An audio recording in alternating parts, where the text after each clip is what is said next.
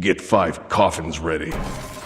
What's up everybody, Shinmoku here, and today we're going to be talking about 3 gods to one-trick as an ADC in SMITE. If you don't know what one-tricking is, it's when you play almost exclusively one character to the point that you know every little thing there is to know about them, from matchup knowledge to niche mechanics of the character, as well as of course exceptional execution of the character. So since it's pretty much the only god you'll be playing, you need characters that are not only good in the meta consistently, but also heavily benefit from learning the ins and outs of them to ridiculous degrees. This video isn't for beginners and will require you to have a basic understanding of each role, but I'll of course be describing each god as best as I can, and if you want a breakdown of each character, I'll leave resources from myself and others in the description. So without further ado, let's get into this with one of the most refreshingly basic gods in all of SMITE. Ram.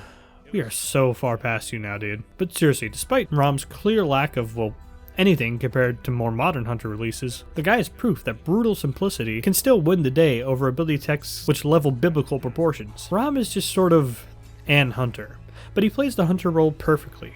Slow to start, but not completely useless early. Struggles to have good rotations, but can still make his presence felt through good usage of his ultimate. In late game, just a complete and utter nightmare if he doesn't get put behind. And that last part is where becoming a Ram one-trick comes in. Ram's not really a laner, he's a late game beast. But to get to that late game, it requires you to have above average understanding of how to farm, how to play specific matchups, and how to maximize your golden XP from behind. Because get behind you will on Ram. Even as early as Season 2, Ram was getting put behind in the laning phase by the, at the time, modern Hunters. So even after his minor rework a little while back, you still got your work cut out for you if you want to come to the late game swinging. But swing he most certainly does, and admittedly, swing is just all about he tends to do. Like, he doesn't have any self-setup, self-peel, teamfight defining moves, nothing like that. Ram is here to basic attack, and that's just what he'll do. With such a basic kit comes infinite adaptability though, since Ram fits into any comp like a glove and can always pump out the damage needed. And, lest we forget, snipes. This also takes a lot of practice. Not even just hitting the snipes themselves, but timing good ults so you maximize your immunity time in the air and cause as much disruption as possible without leaving your team without an ADC for too long.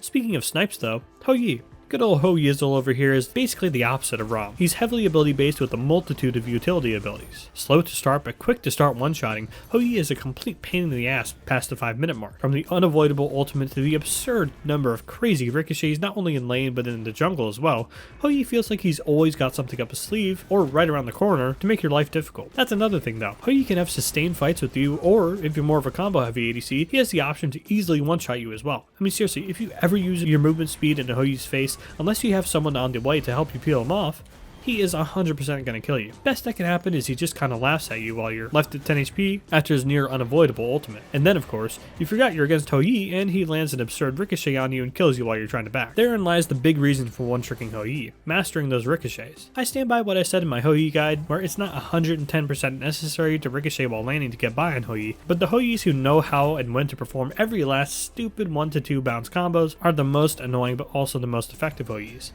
If Hou Yi masters a ricochet, there's really no character who can match the range and raw damage of that ability, especially when it comes to some of the jungle ricochets as well as ricochets where he's got you pinned under your tower. Lest we forget about his teamfight presence, which, funny enough, is actually a lot easier than his laning phase. Teammate got a good engage, press 4. Enemy team got a good engage, press 4. Get jumped on by the enemy, press 4. You get the idea. And while team fighting in lanes Hou Yi is pretty good, he feels impossible to deal with when fighting him in the jungle, even if he's behind. But you gotta fight in the jungle if you want Gold Fury and or Fire Giant. And frankly, nobody does objective fights better than Hou Yi. A good god when you go in with the basic stuff, but a great one once you really master his ricochet, Hou Yi is a stellar god to one-trick. Once you get out of the laning phase anyways. Speaking of getting out of the laning phase, here comes Mr. Late Game himself, Chernobog. Chernobog is definitely one of those gods who flies under the radar when he's not tippy-top tier. But, I mean, what doesn't this god do? Wave clear's alright, he's safe, he's got a flexible global ultimate that can crush teamfights or help steamroll ganks, and of course, he's one of the best late games of any character. And the best part of learning Chernobog is the basic stuff is basic. 1-2 is probably the easiest combo in the entire game, but the rewards of smacking somebody with it at any point in the game are absolutely massive. But when it comes to rewards, learning Chernobog's dash interactions, but especially learning how and when to utilize his ultimate, can turn him into a nightmare. Not even a pun this time, this dude literally haunts my dreams. A good Cherno will always find a wall to slip into, and slips in at just the right time to ruin your entire team's game plan. And ulting? Ugh.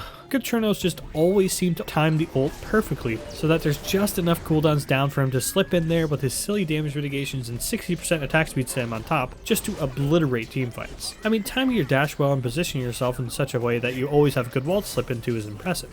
But those Chernos who are always ulting at the perfect time for a gank, always turning teamfights by popping out and then back into fights, always saving ganks and skirmishes by swooping into the ult, those are the Chernobyls that everyone fears.